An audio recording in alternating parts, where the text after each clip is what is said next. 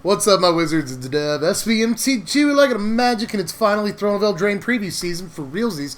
I've been hyped about the flavor of this set since the first time we got to look at it, and just from these first few cards that we got this evening and into this morning, it looks like that Wizards is already like delivering on the flavor the way that I wanted them to. So art is on point, flavor is on point. There's even cards that don't look like super playable, but you gotta give it to them for the flavor that they've infused into some of these cards that they've shown us so far. And even though we've only seen a tiny fraction of the set up to this point, I'm still like already impressed by like how much the flavor is firing on all cylinders, and even a couple of the cards we've seen have been hype enough to get like super excited over. So you can tell I'm worked up a little bit. Let's go ahead and get into it. Now, just to get started, I want to talk about some sort of limited playable stuff, and maybe even less than that, just to dip our toes in. There's an art to this, so let's ramp things up. We kind of got to start with the worst cards first, but I want to talk about Wishful Merfolk to start things off, because even though, again, this card doesn't look that playable outside of the limited environment, it is an awesome card in terms of flavor. This is Ariel right here, 2 mana, 3/2 Merfolk with Defender. You can pay 1 and a blue to have it lose Defender and become human until end of turn, and it's got incredible flavor text. Just again, the art, the flavor is on point with this. Yeah, I guess I wanted Ariel to be a little bit more powerful than this, but still, it looks so freaking cool. And I already love, just from seeing this one card, I was already like starting to fall in love with this set, but there's a lot more than that. We've also got to see a couple of faeries tonight. Eye Collector, what kind of a name is that? And Laura Croft, the Tome Raider. Tome Raider is 3 mana, 2 in a blue for a 1/1 fairy with flying, and when it ETBs, you draw a card. So it's a Cloudkin Seer with 1 less power, and hopefully a just as relevant creature type.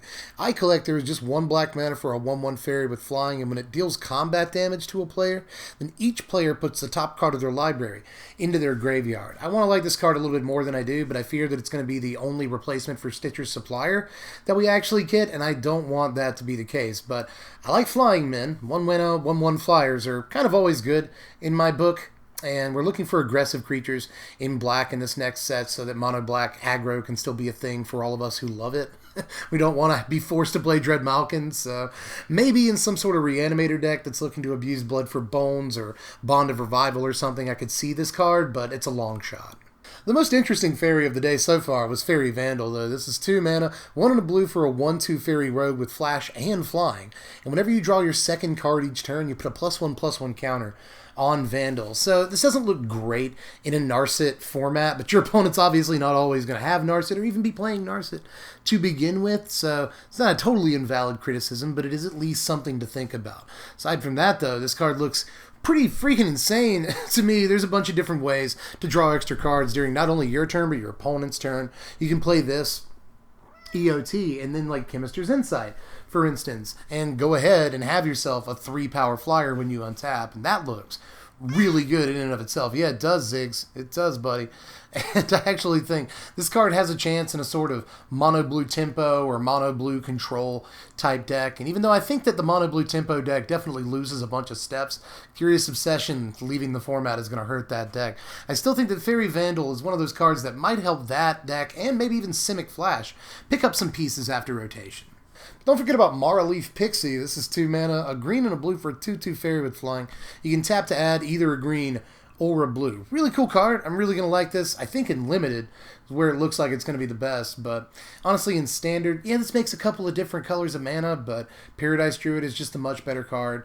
And even things like Incubation Druid look a lot better. Leafkin Druid has the 3 toughness, which puts it head and shoulders above this. And I guess if you want to be attacking with your mana dork, this is one of the best dorks in the format, but I just don't think it has the chops to hang with some of the other 2 mana idiots that we have.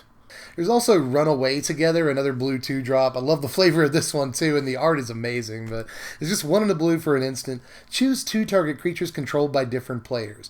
Return those creatures to their owner's hands, so this is going to be good. And Commander and Brawl, which this set is pushing, just a little bit, if you haven't heard. More than just a little bit, actually. But this set is pushing Brawl, so I love the way that this is worded. And in a Commander game, this can take out, two different opponents' creatures at the same time at instant speed, or you can use it in any game of Magic. Go ahead and return one of your creatures to your hand to save it from removal, while at the same time getting rid of one of their creatures so it can't attack that turn or something, or block that turn. And I think there's a lot of really, really cool ways to use this card, but that said, your opponent has to have a creature, you have to have a creature if you want to abuse it in just the right way, so that takes just the right deck. I think there's a lot of sort of barriers to usefulness on this card, but when it does work, you can probably do some really tricky stuff with it. But that's pretty much all of the cards that have come out so far that I think are not necessarily as consequential as the rest of the cards in the video. Although that 2-mana flash flying blue fairy thing, that looks pretty decent, but most of the rest of the cards that have come out this evening, and again into this morning, it's like 4 o'clock a.m. as I record this video, just so you know, but all the rest of the cards that have come out so far are at the very least unique or interesting, cool design, but some of these are definitely Commander and Standard playable. But I'm going to go ahead and stick with commons as we move forward here, because we've seen a lot of power in the common slot already in this set, as evidenced first by Golden Egg. Let's take a look at this thing. Golden Egg is 2 mana for an artifact. It's a food. That will be important. You'll see why in a minute. And when it ETBs, you draw a card. You can also pay 1 and tap it and sack it to add a mana of any color. Or you can pay 2 and tap it and sack it to gain 3 life. This is a really, really cool looking card. And it's cute that it's an egg, because artifacts you can crack are called eggs. There's a whole modern deck called eggs. So, it's cute what they did with this. And I love the art, too. It looks like looks like you could unwrap this and eat it like it's chocolate.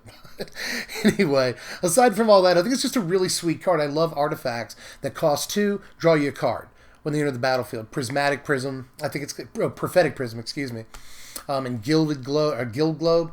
All these have always been really cool artifacts to me, so I love this. And like a Chromatic Sphere or Chromatic Star, you can sacrifice it to get mana. You can sacrifice it for life, like a food token. We'll talk about those in just a minute.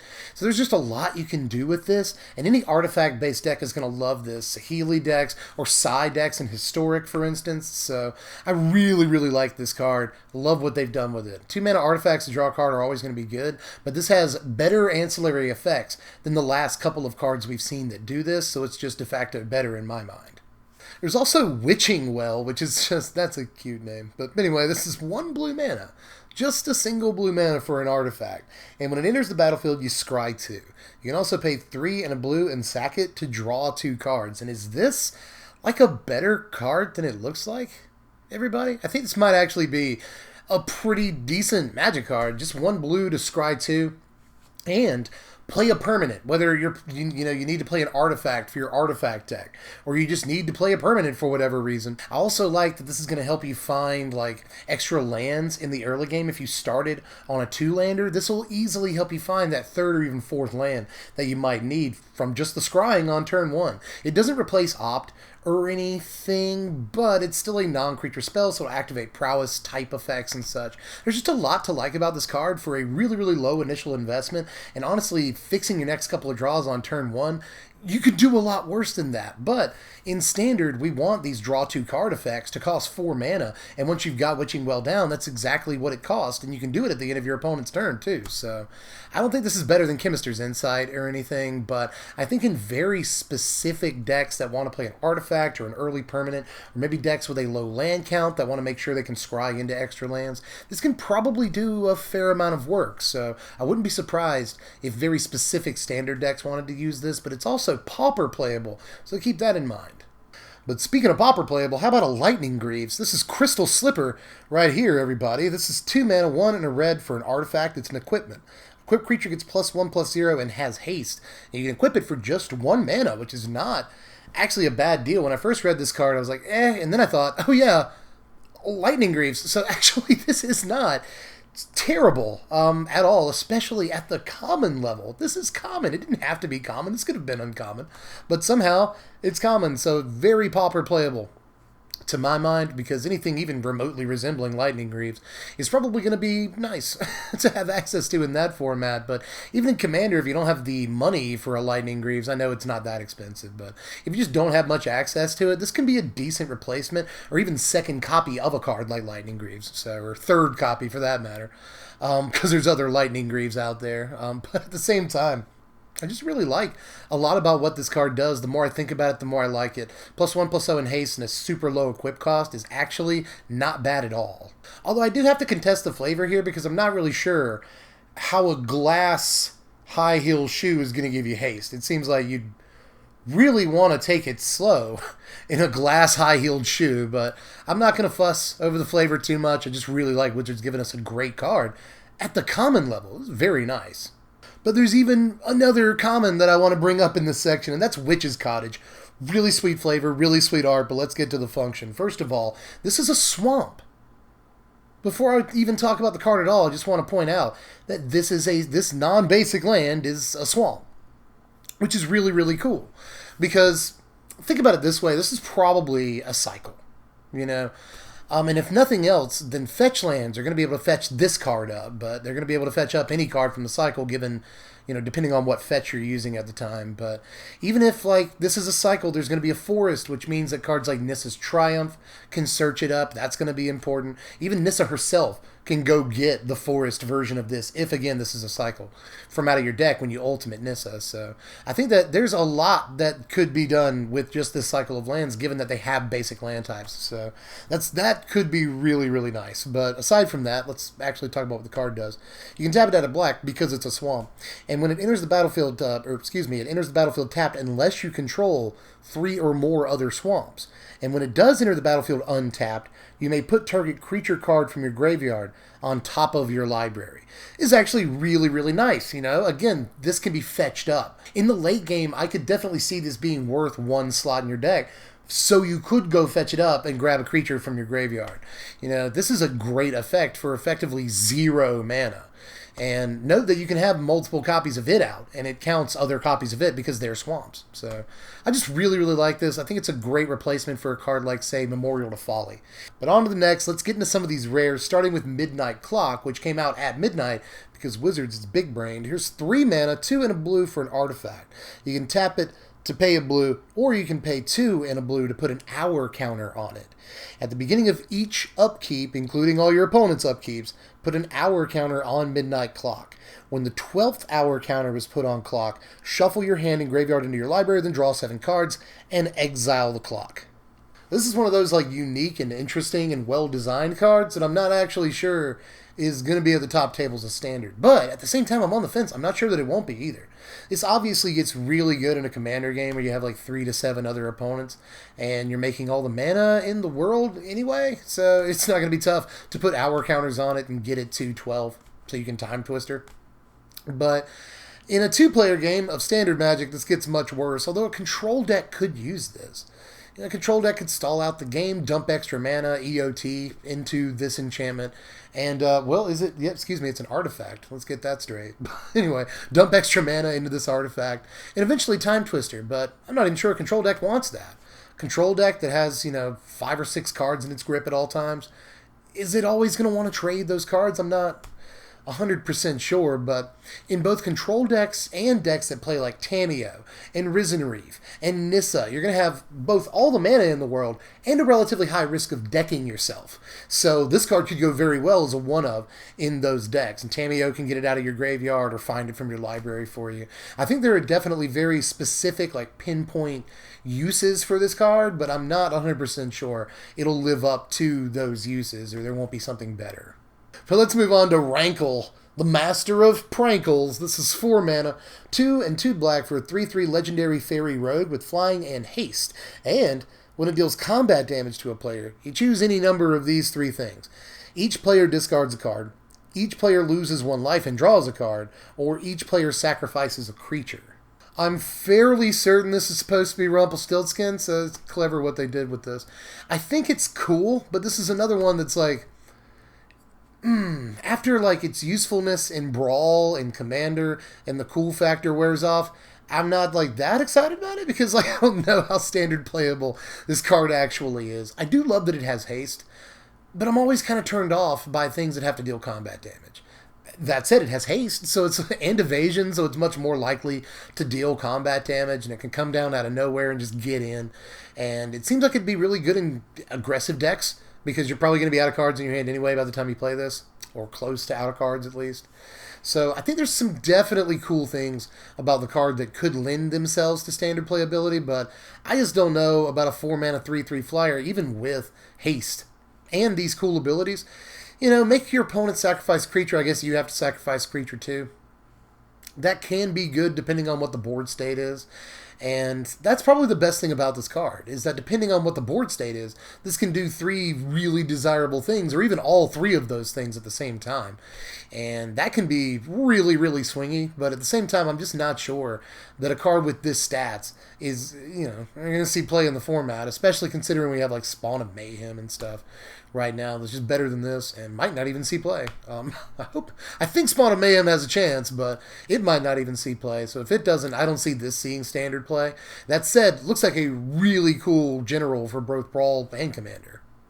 But alright, we're getting into the last couple of cards that I think are just really consequential from the day. The first being Gilded Goose. Look at this stupid thing. It's just 1 green mana for a 0/2 bird with flying, and when it ETBs, you create a food token. Now, in case you're out of the loop, this is an artifact with 2 tap, sacrifice this artifact, you gain 3 life. Now, you can pay 1 and a green and tap the goose to create a food token, or you can tap the goose and sacrifice a food to add a mana of any color. This is hot. I have seen some people trying to say this is not hot. This is hot. This is a very nice card. You know, it's not Elvish Mystic. It's not Lawn or Elves. It's not Birds of Paradise. It's kind of a fixed Birds of Paradise. It's how we can have Birds of Paradise in Standard right now. Even just being able to create any color of mana one time is very good. Make no mistake. Even if you never get another food token the entire game, being able to ramp one time into whatever color mana you want is very, very nice. Just being able to play a 3-drop on turn 2 is going to be all you need to do with this card some of the time. I mean, how great is Lawn or Elves past turn 2 or 3? If you accelerate into a 4-drop on turn 3 with this card, again, just that one action is all you really need. But this also creates food tokens to allow itself to ramp a little bit more, or just to gain you some life. Even if you never use this to actually ramp you, it still put a thing into play that helps you stay in the game against aggro decks, burn decks, whatever. So I really like everything about this card. I think there's just so many, you know, again, ancillary and tertiary uses on it. It's not just a Birds of Paradise. I'm not arguing that it's better than Birds of Paradise, but it does have extra point of toughness. That's kind of nice. It blocks, you know, 0/1s or X1s, including flyers, or excuse me, 1Xs. But including flyers, which might be important. We've already seen a few 1-power flyers in this video, and there's a few 1-power flyers that'll be going into the next format, like Healer's Hawk. So I think that's an important function of the card right there, is that it's a decent blocker. But again, even if all you do is ramp with it the one time, you kind of gotten all you need out of your Golden Goose, and at that point, it just becomes a relatively effective blocker. But again, you can pump out food tokens, use those to keep you alive appropriately, I guess.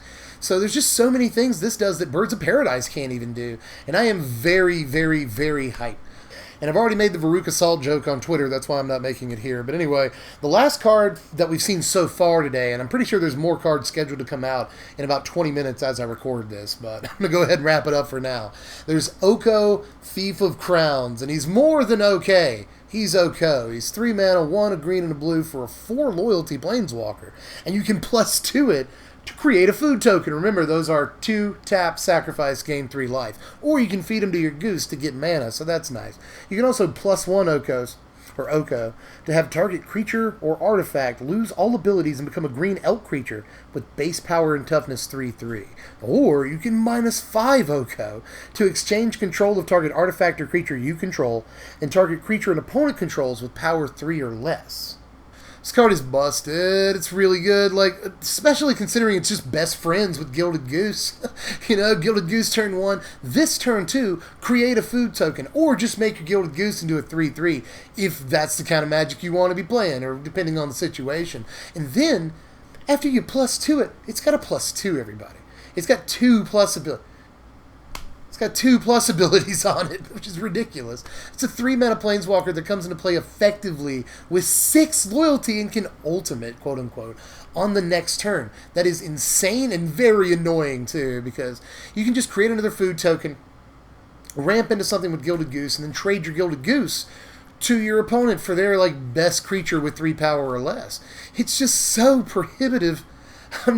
I've seen people say like, oh, this card's not as good as 3 mana Teferi. Here's the thing. It might not be, but it might be just as annoying as 3 mana Teferi. This is going to, you know, it's going to do so much work against aggro by creating artifacts that gain you life and giving you a huge loyalty planeswalker and giving you a way to steal their creatures. You can just like trade your food artifact token away for their, you know, best creature against an aggro deck, because most of their creatures are going to be 3 power and less anyway. So it's just so much work against those aggro decks and brick walls the crap out of them. But it also has like built-in removal. If your opponent has built their deck around either a huge creature or a creature they really need the activated or static ability on, this is going to do work against those decks too. And even if you turn their best creature, their 6/6 into a 3/3, yeah, it can still attack into Oko. But Oko has such high loyalty, you can just shrug it off anyway. It's ridiculous what this card is going to be capable of. Again, teaming up with Gilded Goose or not. Like, I think Ban just looks crazy, especially when you consider, like, this after a turn 2 hero precinct 1. Like, oh my god. Like, the card looks absolutely busted to me. But that's it for the spoilers for now. You may notice that I left out a couple of cards that have the adventure mechanic. That's because we, at time of recording, don't we yet quite know what the adventure mechanic does, so I don't want to speculate. And I'll put those cards out a little bit later today when we know more about that mechanic. But that's it for now. Let me know how you felt about all these. You know, where am I way off base? Is Okos worse than I think it is? I seriously think that card is dumb. Like, I really think that card is not quite ban-worthy, but, like, obviously very, very dumb. Almost to the point of being a mistake. Makes aggro not possible, perhaps. The card looks so good to me. So let me know how you feel about everything today. And, you know, things like, for instance, Midnight Clock. Is that better or worse than I think it is? I'm on the fence. Talk me down one way or the other. You know, there's a lot to talk about with what little we've seen of the set so far. And if you haven't seen it yet, I've also put out my exclusive preview video for Heraldic Banner. So check that out if you haven't seen it yet. Link in the description for you. And remember to like and subscribe if you haven't done that yet, because you should. There's going to be nothing but spoilers for the next couple of weeks. So you want to be subscribed to the channel to make sure you get all that stuff. And check out the Patreon if you want to support this content. And check out TCG Player, link in the description, if you want to do the same. Pre-order this Throne of Eldraine stuff. But I'm pretty sure I'm done for this one, but I've got another one to get to a little bit later on today. So, you know, be there, I guess, support your boy if you possibly can, because I'm going to be working my butt off for the next, like, 2 weeks, and today is going to be a long one especially. But anyway, just let me know how you felt about all this stuff, how you feel about the set so far. I'm serious. I think it's a home run with just the, like, 15 cards that we've seen. And I don't ever say that, but I really like what they're doing with this set so far. So, but just let me know how you feel about it down there, and I guess I'll catch you cats later. I'm Dev from the place. Thanks for watching, my wizards. Spread love and be kind.